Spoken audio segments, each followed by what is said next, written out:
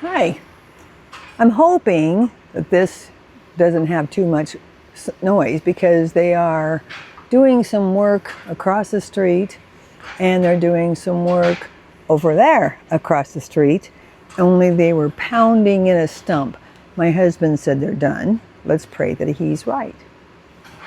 Anyway, one of the things that someone mentioned to me was, what about other hobbies could we do when we're on the road? And I thought, well, that's a good question. I mean, you know mine, crochet and hexies, which I've been working on in the house.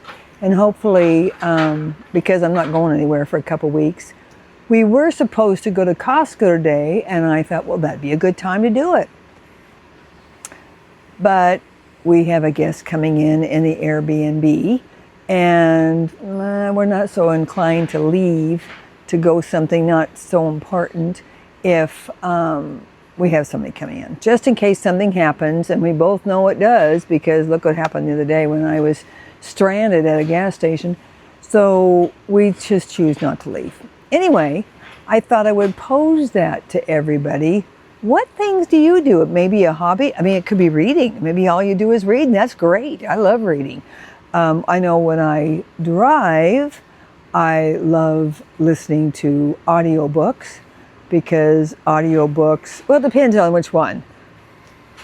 My son and I listened to Count Dracula when we were moving here, and that took up one whole round trip. And that was actually pretty good because it's so intense and you gotta listen to it, but it doesn't put you to sleep, that's for sure. So I have to be kind of careful on what I do. I like beach reads, summer reads. Those are quick and easy and light and no stress, no nothing. I really kind of like those. But what other things can we do? I mean, I know my sister paints. When she goes on vacation, she draws. So she does that. I know that, I know everybody has something to do. Knitting. I mean, knitting and crocheting, I kind of put in the same lump, although I think knitters are way more talented. But that's because I think that my form of crochet is pretty basic and simple. Anyway, give me your ideas. I don't know how intent everybody is or how interested in what battery I use. That was another one. What battery do you use? What kind of power do you use? And I thought I've mentioned I have a ACL 200 Bluetti, which is my main battery. But I don't know how much more detail anybody wants, and I certainly don't want to bore you to death. I know there's plenty of information on batteries out there, and there's plenty of choices of batteries. There's certainly more, I think now even, than when I bought my Bluetti, and that hasn't been all that long ago, what, a year and a half, two? So in my case, I'm not sure. I think they all probably run similar. I don't know. I'm not a battery person. But I will go into more depth if you need. I go through Johnny's Journey. She's the one that or Midlife Van Builders is actually what her business is called. Johnny's Journey is what she is on Facebook. And if she has her meetups, when she has her meetups, she goes under Johnny's Journey. But when you're going to have work done, it's Midwest Van Builders. And that's who I go through. She just does it all. I mean, she lets me know what I need to know. And she tends to tell me a lot more than I really want to know, because it goes right out my brain. But I know I need to know it. I'm getting better at it. It just takes using it, and I try to use it. And then the 600 watts of solar on top. Could I take one off and get air conditioning like I think I've mentioned before? Yes. Would my husband like me to do that? Yes. Do I want to do that because of the power draw? No. I think I would either A, rather not go, or I would rather look for cooler air. So if, like, let's say I went to Quartzsite and Arizona can be hot. Well, if I go in August, it serves me right. If I go in November and it's unseasonably warm, let's say, I can go up a little bit. And if it takes me an hour and a half to get in the cooler air in the evening, I'll do that. It's an hour and a half well spent. So I guess my traveling is a little bit more seat of my pants. Just do it. I don't worry about anything. I just, like I was reading, someone today was really concerned about a situation that they were in, and at a parking lot or wherever they were staying. It wasn't one of the ones I would have gone to, but they were staying and they were feeling very uncomfortable. Well, if at all possible, and it should be at all possible, get in the driver's seat and drive off. I'm not going to stick around. I don't care if I'm wrong about my gut instinct. I'm leaving. I'll find something. I'll look up and where's the nearest Cracker Barrel? Where's the nearest Walmart? Where's the nearest Love's? Where's the nearest anything that I can stay overnight? Harvest Toast. That's my loved. I mean, yeah, do you have to pay for a little bit? Well, you're not supposed to have to the first night. Do I always feel like I have to? Pretty much. I have to, yeah. And I'm willing to do that. If I can stay someplace safe for $30 or less, I'm there. Especially if I can choose to hook up, and if I need to. I don't need to more often than not when I'm traveling. The only time I really need to, if I'm staying put, if I'm going to be in an Airbnb, not Airbnb, I'm sorry, at a Harvest Toast, and let's say I'm staying a week and they offer power, but I'm not going to drive during the day, then yeah, I'm going to want to hook up because my freezer is going to take energy. Now today, this morning, I came out here to get ready to go to Costco, and I turned both of my, here, let me show you here, my freezer. It opens up on two sides.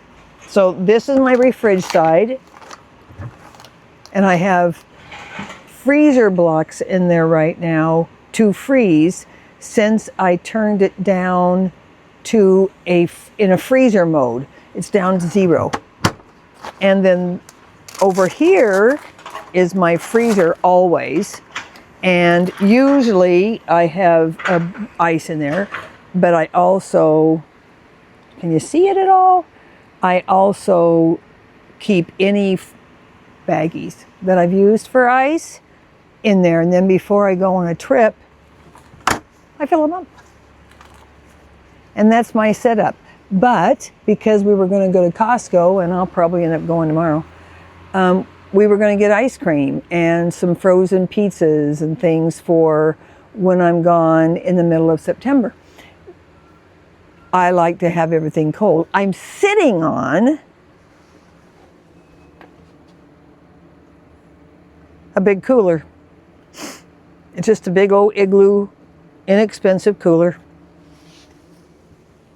I put that in here so that when we buy things like eggs or anything that's in the cooler area, meats, I put those in there, and I have bags for me to put those in there. This is great. And then I put those frozen blocks in the cooler here because I don't need them in there. I just want them in there for freezing. And I have some in the house that I can also do. I just don't have never had to have that much because the cold foods keep each other cold. Sometimes I'm not able to because I get overzealous. I'm not able to get all the frozen foods in the freezer and I put them in the cooler. Well, those are my ice cubes. And I pretty much then pull out to put in the cooler what I might be having for dinner tonight. If there's a frozen, Marie Callender pot pies, I don't eat them, but my family does, then I will certainly put those in there so they're starting to thaw out. When I get home, I bake them and they're happy. So what else should I discuss here? I was going to make this one kind of short because today I was going to take a video of my trip to Costco because it's roughly about an hour and a half. And then maybe I was going to take it again coming back just for something to look at besides me yammering on. And then I was going to take a video, and I will, hopefully if my husband goes with me tomorrow especially, of him loading the van. We're not getting dog food tomorrow, but normally we do because we have plenty. We had to put our dog down, and so we don't need as much food as we used to because he was a big dog. But I wanted to show why we don't want to put anything in permanently in front of the slider door. I tried it. We have a little footstool thing that's movable that we can put here, and I tried carrying things in and out of that, kind of bulky things like my tote, and I pretended it was kind of full. Not comfortable. No, I mean, I felt like I could fall or tip over easy. Now, I don't think he does, because usually what I do is I stand out there and I hand him stuff and put them in there. But that's if he's doing dog food or big, heavy containers, then I can't lift them anyway. And so we have to have that box gone. Usually I then put it over someplace else. This time we just removed it. I mean, because I'm not going anywhere afterwards. It can come back in here. It's very portable. It's just a small little footstool that's upholstered. Anyway, that's pretty much it. If you have any questions, oh, I forgot my habit. Hi, welcome to Traveling Poppy. I'm Kathy. A little late in the game for that, isn't it?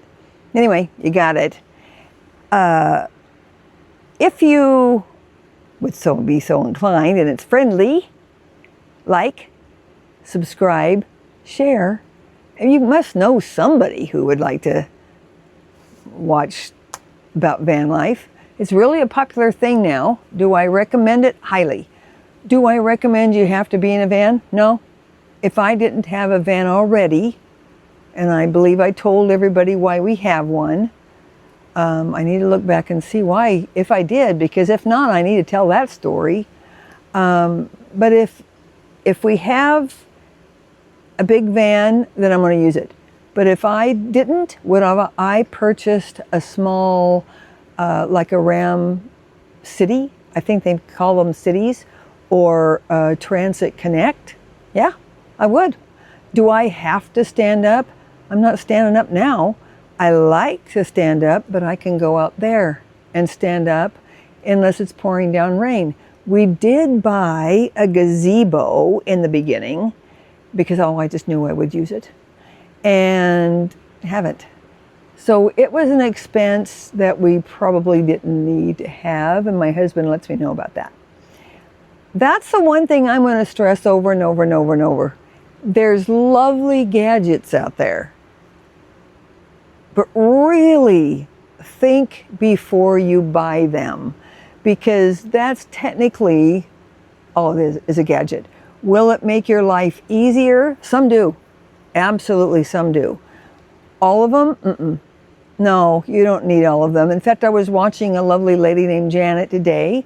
She started butterfly tracks, and she's kept her build over, oh my goodness, how many years? She's kept her build, I think, lovely and very simple. Nothing fancy. She's got plastic bin containers. She has them fastened down with various forms of whether bungee cord straps, whatever. It's just a very nice build. She has a nice bed in there, and I don't know if she has all the gadgets. She probably has some. We all have some, because really, I guess a butane stove is considered a gadget. It's something that I use. There's one thing, and it's locked, so I can't get it. I no longer use those butane lighters with a flame.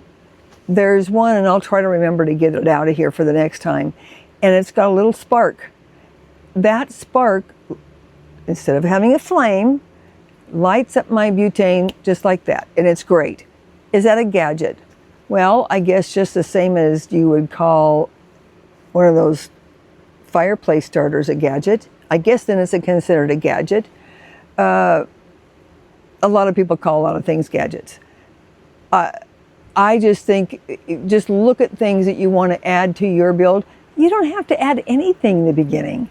And I keep stressing that. I'm going to try to get my girlfriend who wants to start this and see if she will allow us, you and me and everybody, to go in there and get her kitted out for her first night. Because she doesn't need much. She's going to probably want to put everything in there, but she's going to find, it's going to become very, very crowded. But she is someone who likes to have real pretty stuff. So she may like that. And that's up to her. Everybody gets to do what they want to do pretty much. And that's what you should be allowed. This is your house, just like your house in there. If you live in it full time especially, this is your house. And you want to make it as comfortable as you possibly can, as enjoyable as you possibly can. When you travel and when you live in it, two different things. I could no more tell anybody what to do that wants to live in theirs than the man in the moon. They require a different mindset, different set of stuff than I don't have to have. Anyway, going back to welcome, and it's good to see you here, and hopefully you followed me all the way to the end, because I know that you have things to do. I have things to do. And to sit here and listen to some old 72-year-old yammer on is probably going tick-tock, tick-tock. So I do appreciate it. I know how kind you are to do that. Anyway, I'll talk to you later. And hopefully I'll get to see you down the line. Hopefully we'll meet each other at a meetup, which that would be awesome. I would love that. Anyway, have a good day. Nice seeing you. Bye.